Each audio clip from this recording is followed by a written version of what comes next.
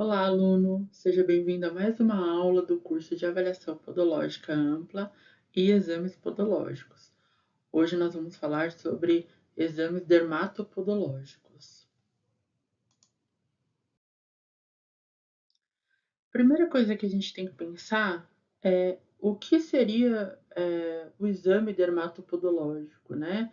O dermatologista ele faz ali um rastreio, faz uma avaliação da pele, né, do paciente dele, e nós, como podólogos, podemos fazer a avaliação dermatopodológica, ou seja, né, a gente vai avaliar todas as estruturas, pele e anexos dos pés, né? Então a gente vai se restringir aos pés. O dermatologista ele traz um diagnóstico para a gente, para que possamos ter aí uma diferenciação, né, nos tratamentos. Porém, o podólogo ele tem total capacidade, habilidade, competência para fazer esse rastreio, essa avaliação, investigação de alterações dermatopodológicas, tá? Então, por que eu preciso avaliar os pés, a pele e seus anexos? Primeiro, eu vou dar dois motivos para vocês avaliarem a pele dos pés dos seus pacientes clientes, né? Primeiro, porque o pé é composto aí por 95% de pele, né? Então, toda a estrutura do pé é recoberta por essa, né, pele, por esse sistema tegumentar, né? E depois a gente tem outra estrutura que o podólogo trabalha muito, que é a unha, né? Então, é um anexo da pele em que o podólogo faz todo o tratamento, toda a avaliação e o cuidado mesmo, né? Podoprofilático dessa estrutura. Então, assim, o podólogo que faz um exame dermatopodológico, né, e que faz esse rastreio através desses exames, ele está à frente aí de um podólogo que é profilaxista, né? Podólogo que faz só a higiene, a limpeza e prescreve um fitoterápico, ele é um podólogo clínico profilaxista, né? Agora, aquele que se detém do conhecimento, né, da habilidade, da competência de avaliar, investigar e tratar essas podopatologias, ele está à frente aí no mercado com certeza, né? O importante é que após a avaliação, né, do meu cliente, eu faça o encaminhamento adequado também, né, que é o encaminhamento multiprofissional aí com o dermatologista. Eu não vou conseguir traçar um diagnóstico, fazer um diagnóstico de uma unha com micose, por exemplo, e isso é um limite de atuação do dermatologista, tá? Então a gente vai se deter com o diagnóstico na mão, fazer o tratamento, fazer a podoprofilaxia, fazer as devidas prescrições, né? Não só fitoterápicas, mas também correções e toda a questão da deformidade que aquele anexo apresenta, tá? Então, os exames dermatopodológicos, ele não se detém só à qualidade ou à integridade da pele. Eu vou fazer outros exames que vão me ajudar também a detectar como que está a qualidade dessa pele, né? Então, eu vou fazer o teste de turgescência da pele, eu posso fazer um rastreio, uma investigação com relação a edemas, né? Então, faço sinal de Godet, eu posso também amplificar essa visão da pele com a dermatoscopia. Existem os analisadores de pele que dá para você analisar a hidratação, a oleosidade dessa pele, né, a água da pele, né, por si só, né, o manto hidrolipídico, como é que está, e também o fototipo de pele, né? Existem dois aparelhos, dois equipamentos que fazem essa detecção, né, é, da hidratação da pele do fototipo. Tem o teste de Wood também, que é com a lâmpada de Wood, que dá para visualizar melhor, né, questões até que ficam ali camufladas, escondidas sobre a pele, né? O teste alergênico, que a gente sempre deve realizar antes de colocar qualquer substância no nosso cliente, principalmente os fitoterápicos. A gente acha que fitoterápico é uma substância natural e que não vai causar dano nenhum ou nenhuma reação. ler do engano, porque ele pode causar sim uma reação alérgica e a gente precisa fazer esse teste alergênico, né? Se você não tiver condições para fazer esse teste no seu gabinete, você pode encaminhar para o dermatologista e fazer testes alergênicos, inclusive sobre alimentos, substâncias, né, que possam causar aí qualquer tipo de alergia, tá? E o teste de hiperidrose, né? Eu vou abordar o teste de Minor, que é um teste que dá para você verificar ali a questão da hiperidrose, né? Os suores excessivos, se a pessoa tem hiperidrose ou não. Embora a gente faça uma investigação clínica, né, com a ficha de anamnese e levantamento de dados, mas o teste também pode ser realizado pelo podólogo. Os dermatologistas também realizam, se você não se sentir confortável em fazer e quiser encaminhar também, é, escreva um encaminhamento profissional para o dermatologista da sua confiança, da sua parceria, e peça para realizar o teste de hiperidrose, para saber se tem ali essa questão da sudorese excessiva, tá? Então, o primeiro teste é o teste de turgescência. Turgescência é a capacidade da pele se esticar, a elasticidade da pele. Então, a turgescência da pele, ela pode ser visualizada, né? É mais fácil de ser visualizada com o teste de pinçamento, né? Ou o levantamento de prega, né, da pele, né? Que geralmente se faz no dorso da mão, mas você também pode realizar no dorso dos pés, fazendo o levantamento, o pinçamento. Então, conforme você pinça essa pele, faz o levantamento dessa prega, né? A capacidade dela retornar ao seu estado original, ela apresenta aí uma turgescência ou um tugor da pele, ela tem elasticidade. Conforme vai passando os anos, a gente vai perdendo essa capacidade e esse pregueamento vai ficando mais visível. Então, pessoas com mais idade, né, a pessoa idosa, por exemplo, quando você faz esse levantamento de pele, a pele fica levantada como está na foto 2 aqui, tá? Em alguns casos de desidratação também pode acontecer dessa pele ficar pregueada e não retornar ao seu estado original.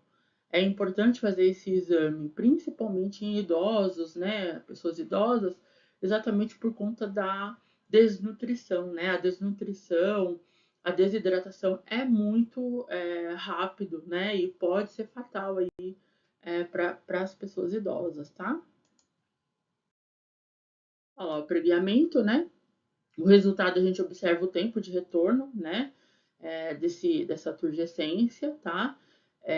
Ela tem que voltar ao seu estado original imediatamente. Se a dobra de pele não retorna rapidamente, a gente considera que está o tugor diminuído.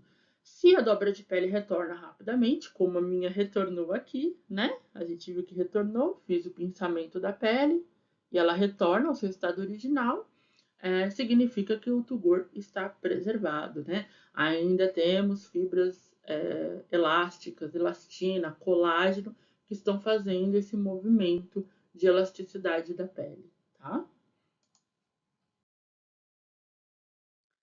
É, a gente pode fazer também o teste de resistência nos pés, né?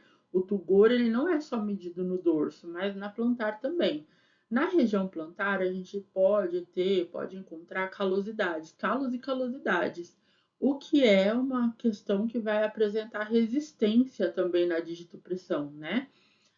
E aí a gente vai considerar então o tugor diminuído. Apresentou espessamento da pele, apresentou uma resistência quando eu aperto e ele me oferece resistência, o dedo meu polegar ele não afunda na pele, né? Eu tenho ali um tugor diminuído. Se a pele não apresenta essa resistência, né, à digitopressão, a gente pode dizer que está preservado. Então, por exemplo, como na foto, a gente percebe ali que o polegar está conseguindo fazer a digitopressão, está pressionando e está afundando na pele. A gente vê que é uma pele íntegra, né? Quando tem essa resistência, a gente então considera que o tugor está diminuído também na região plantar. O sinal de Godet, né, ou o teste de Godet, avalia também a presença de edema, né, nos pés, embora seja muito visível, né? A gente sempre classifica se tem ou não tem edema, né? Mas na área da saúde a gente precisa também qualificar, né? Quantificar isso, e a gente faz isso com a depressão do cacifo, né? Esse pocinho que forma, né? Essa depressão que forma na pele é chamado de cacifo. E ela tem alguns graus, né? Quando a gente faz o teste de digitopressão na pele, pressionando a pele para saber, ela mostra ali a profundidade desse cacifo ou dessa depressão. Ele é classificado em cruzes, tá? Então, uma cruz significa 2 milímetros ali de afundamento da pele, né? Ou da digitopressão na pele. Duas cruzes é 4 milímetros. 3 cruzes, 6 milímetros. 4 cruzes, 8 milímetros. Então, conforme você vai aprofundando ali, quanto mais o seu dedo afunda, quanto maior a depressão, ou seja, esses 8 milímetros de depressão, significa que tem muito edema localizado ali. E nada mais é do que o líquido intersticial, né? Então, aqui a gente também tem a classificação, a depressão leve, né, 2 milímetros, ela desaparece rapidamente. 4 milímetros a depressão é moderada, desaparece em poucos segundos. 6 milímetros a depressão é mais profunda, com recuperação mais lenta, ou seja, o estado da pele não retorna ao seu estado original. E o 8 milímetros é uma depressão muito profunda, que persiste por vários segundos, ela nem, às vezes nem retorna, fica aquela depressão ali por muito tempo, tá? Evitar de aplicar o teste em tecidos cicatriciais ou fibróticos, tecido fibrosado, tecido com fibrose, ele é mais rígido, então ele não vai fazer essa digitopressão, tá? Em casos de lipedema, porque nós temos ali a questão da gordura, né? Não da linfa, né? Linfedema envolve a questão dos líquidos e lipedema a questão da gordura naquele interstício, tá? Evitar de aplicar em áreas de trauma ou infecção aguda também, tá? Se tiver alguma lesão ulcerativa, uma úlcera ou ulceração, evitar também, tá? Ou em edema maciço, que também a gente chama de anasarca, né? Esse edema maciço generalizado, ele não é um líquido só, tá? Ele é um edema mais robusto, né? Ele tem ali como se fosse uma massa no local, tá? Pode ser até uma interferência do lipedema também, tá? Que é o acúmulo de gordura na pele. Aqui eu tenho também visualizado, né, os 4 graus para vocês. Inclusive, quero deixar aqui, né, já registrado que isso tem. Nós temos o e-book, né, com todo esse material escrito, didático e ilustrado para vocês, né? Então, comprou o curso, está fazendo o curso de avaliação, vai receber esse material também para dar continuidade aí nos estudos, tá?